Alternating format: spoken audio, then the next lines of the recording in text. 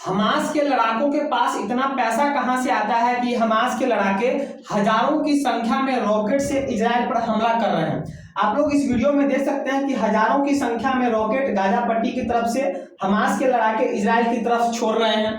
दूसरी तरफ आप लोग इस वीडियो में देख सकते हैं कि हमास के लड़ाके सैकड़ों की संख्या में ड्रोन, लाखों के जो ड्रोन है उस ड्रोन से इजराइल पर हमला कर रहे हैं। तो भैया सवाल यहाँ पर यह बनता है कि आखिरकार हमास जिसको अमेरिका, यूरोप, इजराइल या फिर भारत भी एक आतंकवादी संगठन मानता है, इसके बाद इतना पैसा कहां से आता है कि हजारों की संख्या में रॉकेट और सैकड़ों की संख्या में ड्रोन, जो लाखों के ड्रोन आते हैं, उससे जो इजराइल पर हमला कर रहा है। तो इसे हम आज की क्लास में समझने का प्रयास करते हैं। लेकिन इससे पहले थोड़ा आप जो है इजराइल और फिलिस्तीन के मैप को समझिए। यह आपको दिखाई दे रहा होगा इजराइल में इसमें आपको ये वाला जो पार्ट दिखाई दे रहा है जो बीच बीच में पूरा डॉट पूरा सफेद कलर का है, यह आपको इजराइल हो गया। बीच में आपको दिखाई दे रहा है वेस्ट बैंक, ये वेस्ट बैंक, और इस साइड में आपको दिखा रहा है पश्चिम दिशा के, इजराइल के पश्चिम दिशा में गाजा स्ट्रिप यानी गाजा पट्टी।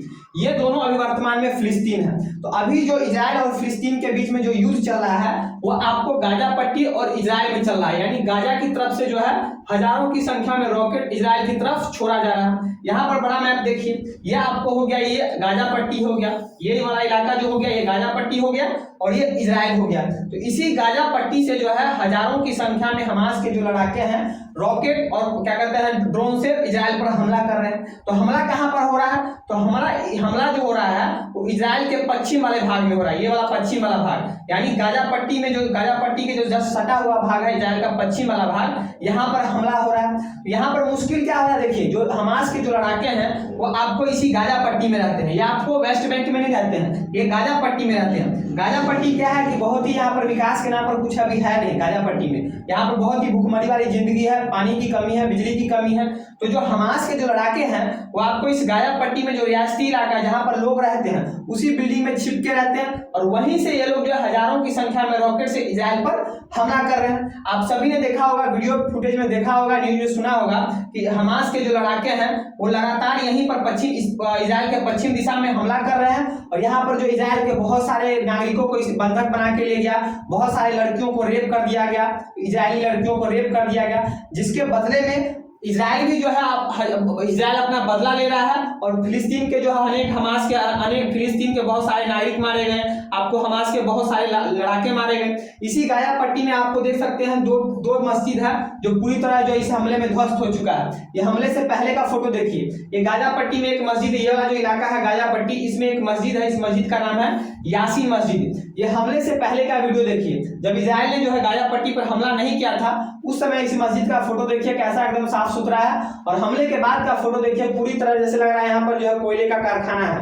मतलब पूरी तरह तबाह हो चुका है। बीच में देखिए एक होल हो गया है इस हमले के बाद। दूसरा मस्जिद देखिए जो गाजा पट्टी में है, ये अल सौसी मस्जिद, हमले के पहले का वीडियो देखिए, हमले के बाद का वीडियो देखिए, पूरी तरह ध्वस्त हो चुका है। तो इस हमले में जो है दोनों को नुकसान हो रहा है, इजराइल के बहुत सारे नागरिक मारे गए हैं, फिलिस्तीन के भी बहुत सारे नागरिक मारे गए हैं जो युद्ध में डायरेक्ट रूप से भाग नहीं लिए, और हमास के लड़ाके तो मारे गए हैं। तो आज मेरा प्रश्न ये है, मैं आपको ये बताने आया हूँ कि भैया हमास के जो ये लड़ाके हैं जिसको अमेरिका, यूरोप या फिर इजराइल या फिर भारत ने आतंकवादी संगठन घोषित कर रखा है, इसके पास इतना पैसा कहाँ से आता है, इतना फंड कैसे आता है कि भैया करोड़ों के रॉकेट से इजराइल पर हमला कर रहा है, लाखों के आपको ड्रोन से जो है इजराइल पर हमला कर रहा है। क्योंकि कोई भी जो आतंकवादी संगठन होता है उसके पास इतना पैसा नहीं होता है कि भैया वो रॉकेट से किसी देश पर हमला करे।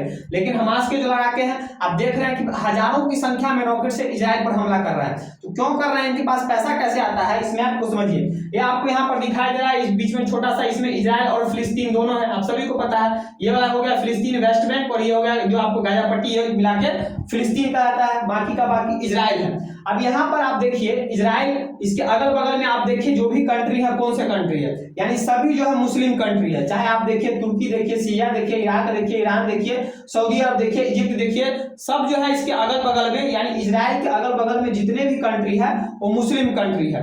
अब इनका आरोप क्या है, इनका आरोप यह है कि मैंने जो है आपको, वैसे इजराइल और फिलिस्तीन के बीच मेन विवाद क्या है इसे मैंने एक वीडियो बना रखा है, आप लोग अगर नहीं देखे तो उसको देखिएगा तब आपको समझ में आ जाएगा कि इजराइल और फिलिस्तीन के बीच मेन विवाद क्या है। तो यहाँ जो मुस्लिम कंट्री है इनका क्या मानना है कि फिलिस्तीन में जो नागरिक है उनके साथ अन्याय हो रहा है, यहूदी कंट्री यानी इजराइल जो है इनके साथ अन्याय कर रहा है, इसीलिए फिलिस्तीन जो है बहुत दब चुका है, इसको सहायता की जरूरत है। इसीलिए इसके अगल बगल के जो भी कंट्री है, इजराइल के अगल बगल के जो भी कंट्री है एक मुस्लिम कंट्री है, मुस्लिम कंट्री होने के नाते ये लोग क्या करते हैं, हमास के लड़ाकों को फंडिंग करते हैं, बहुत बड़ी मात्रा में पैसे देते हैं। हमास के लड़ाकू जो हमास है जिसे आतंकवादी संगठन कहा जाता है, उसका सबसे जो मददगार है, सबसे बड़ा मददगार है वो आपको ये ईरान है। ये ईरान दिखाई दे रहा है, ये ईरान जो है हमास के लड़ाकों का सबसे बड़ा मददगार है। ईरान सालाना जो है हमास को जो है 850 करोड़ रुपए का मदद करता है, 8 करोड़ का नहीं 850 करोड़ रुपए का मदद करता है। ईरान हमास के लड़ाकों को ईरान में लाकर ट्रेनिंग देता है कि भैया कैसे युद्ध लड़ना है, कैसे रॉकेट को चलाना है, कैसे ड्रोन को चलाना है, ये सब ट्रेनिंग कौन देता है, तो ईरान देता है।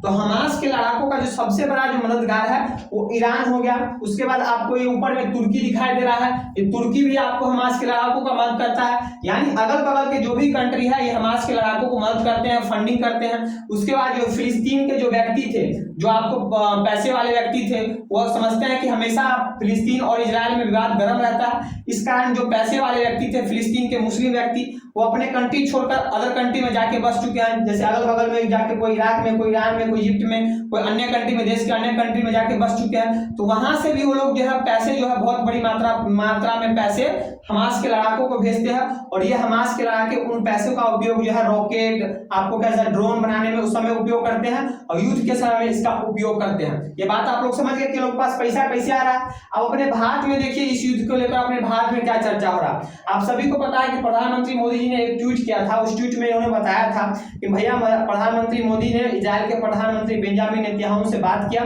बेंजामिन नेतन्याहू ने प्रधानमंत्री मोदी को अवगत करवाया कि इजराइल में क्या चल रहा है, युद्ध की स्थिति क्या है। उसके बाद प्रधानमंत्री मोदी एक ट्वीट करते हैं, इस ट्वीट में कहते हैं इस दुख की घड़ी में हम इजराइल के साथ हैं। जैसे ये ट्वीट करते हैं कि भारत में बवाल हो जाता है, भारत में बहुत सारे जो विपक्ष के नेता भी है, कुछ विपक्ष के नेता है, उसके बाद में जो मुस्लिम लोग हैं वो प्रधानमंत्री मोदी के खिलाफ जो है भाषणबाजी करते हैं। उसमें से एक व्यक्ति का नाम है आपको चंद्रशेखर आजाद, आप सभी को पता, आप सभी लोग जानते होंगे, भीम आर्मी के जो अध्यक्ष है।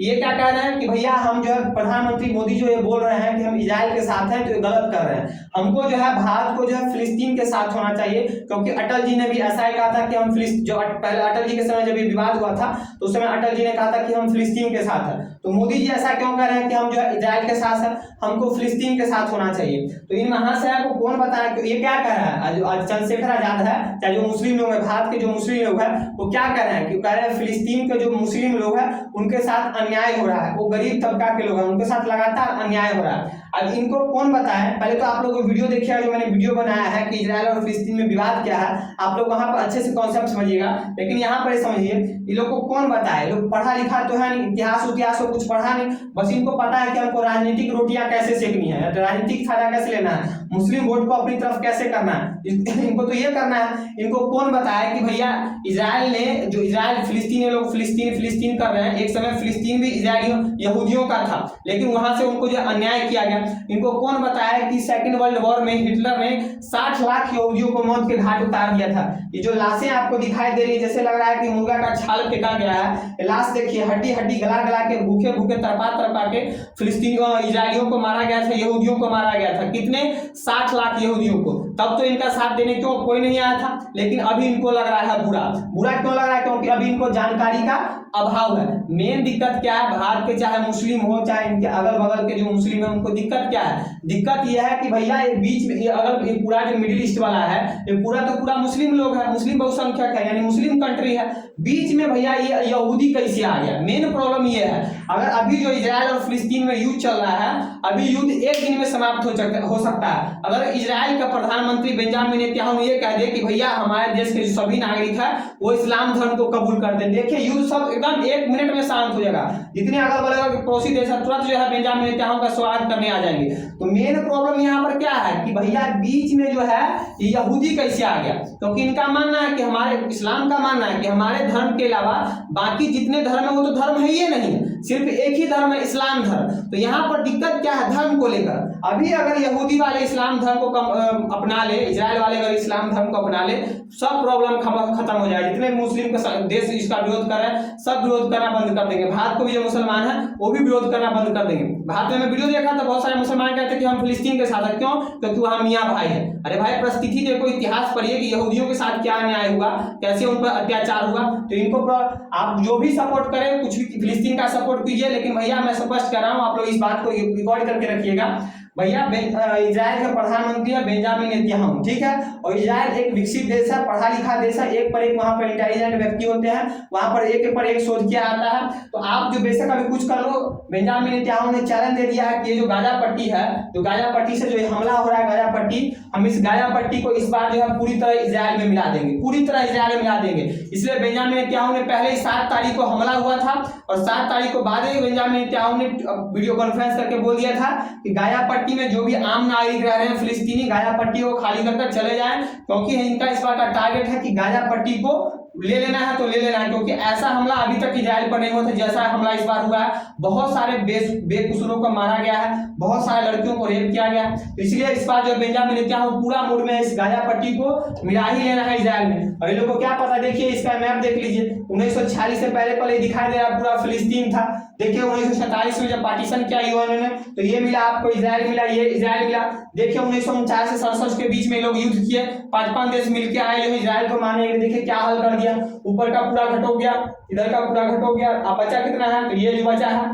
अब आगे देखिए अभी का स्थिति देख लीजिए, इजराइल ये पूरा हो गया, बीच में क्षेत्र जेरूसलम सबको ले लिया, उसको अपनी राजधानी घोषित कर दिया। बचा है गाजा पट्टी और ये सब। तो इस बार ये गाजा पट्टी भी जो है बेंजामिन नेतन्याहू छीन लेगा। तो आप लोग कितना भी चिल्ला लो कुछ नहीं होने वाला है, ठीक है। तो अगर आप लोग को जानकारी अच्छी लगी हो तो वीडियो को ज्यादा अपने दोस्तों के साथ शेयर कीजिएगा। मेरे चैनल शुभम नारायण को सब्सक्राइब कीजिएगा। आज के इतना ही, मिलते हैं नेक्स्ट वीडियो में नए टॉपिक के साथ। तब तक के लिए जय हिंद।